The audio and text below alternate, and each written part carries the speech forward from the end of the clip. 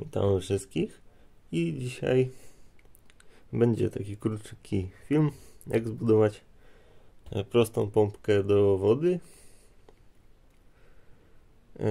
No i w sumie testowałem sporo tych jakby projektów pompek, ale ta jest najprostsza i najlepsza.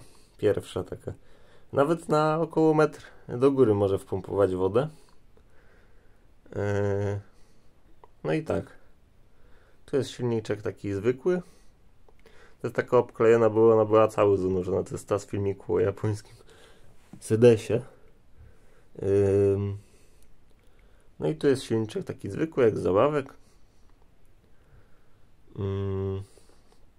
No i tak, tutaj akurat dam taką podkładkę.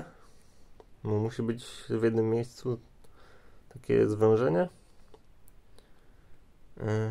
I na wał od silniczka nałożyłem od długopisu tą rurkę, tam gdzie tusz jest, no gdzieś centymetr. No przy tym silniczkach zwykłych ona idealnie nachodzi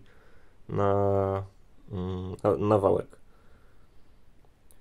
i ona wystaje gdzieś tak może na 3 mm i jest przecięta na pół i w to przecięcie jest włożony od plastiku plastikowy taki wirnik i on jest chyba z denka po jogurcie.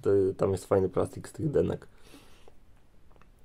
Fajnie się wycina i jest dość twardy.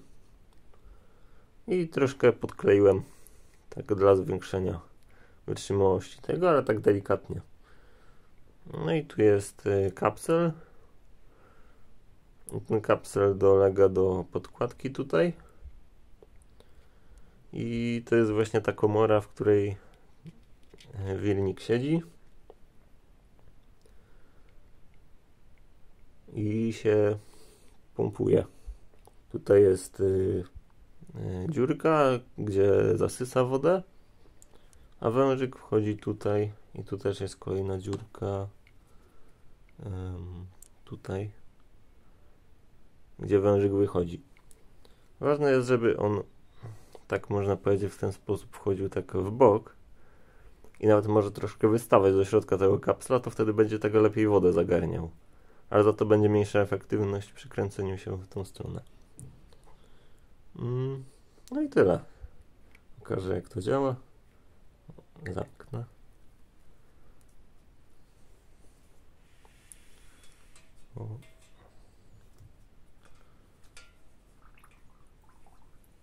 W sumie dobrze, że nawet ten otwór jest, bo się odpowietrzy.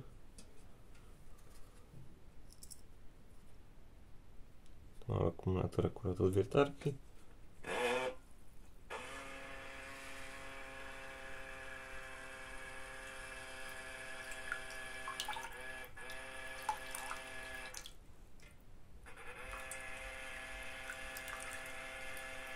Oj. O. I tak to działa. Także to by było na tyle. Dziękuję za oglądanie. Normalnie mocniej pompuję, tylko tu właśnie była ta dziura. Ogólnie to przepraszam, że nie było filmu ostatnio. No, dużo pracy na koniec roku, jedyneczki, takie rzeczy. No i też tym byłem zajęty projektem dużym. Jeśli ktoś zgadnie, co to jest, napiszcie w komentarzach. Także dziękuję za oglądanie. Do zobaczenia w następnym filmie.